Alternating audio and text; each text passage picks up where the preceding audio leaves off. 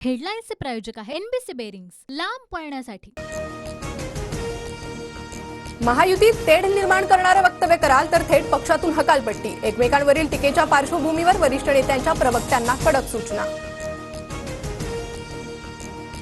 कुणाला फटका बसणार, कुणाचा परफेक्ट कार्यक्रम केला जाईल ते कळेल। विधान परिषदेच्या निवडणुकीच्या पार्श्वभूमीवर बच्चू कडूंची प्रतिक्रिया। अजित पवार गटाच्या देवगिरी बंगल्यावरील आमदारांच्या बैठकीत नवाब मलिकांची उपस्थिती। विधान परिषद निवडणुकीच्या पार्श्वभूमीवर अजित पवारांचं नेत्यांना मार्गदर्शन। फक्त मतासाठी नवाब मलिकांना बोलवलंय की सोबत घेण्यासाठी फडणवीसांनी खुलासा करावा, विजय वडेट्टीवार यांची मागणी। मलिकांपेक्षा भयंकर गुन्हे केलेले लोक भाजप शिंदे गटात, फडणवीस त्या लोकांवर बोलणार का? दादांच्या बैठकीतील मलिकांच्या उपस्थितीवरून राऊतांची टीका। पक्ष वाढणार आहे हे काही दिवसात कळेल। बैठकीत अजितदादांच्या वक्तव्यानं चर्चांना उधाण।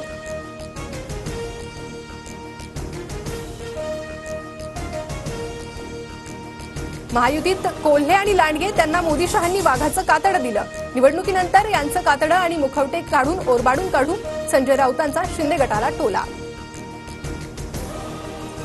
वाघाप्रमाणे उद्धव ठाकरेंनी घराबाहेर पडायला हवं होतं। वाघ कोण, लांडगा कोण आणि उंदीर कोण हे जनतेला माहिती आहे। नरेश म्हस्केंचं संजय राऊतांना प्रत्युत्तर।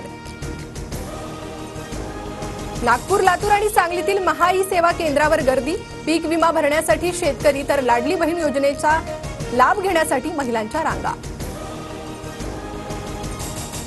हिंदू धर्माला नावे ठेवाल तर समुद्रात फेकून देईल, राहुल गांधींविरोधात भाजप आक्रमक।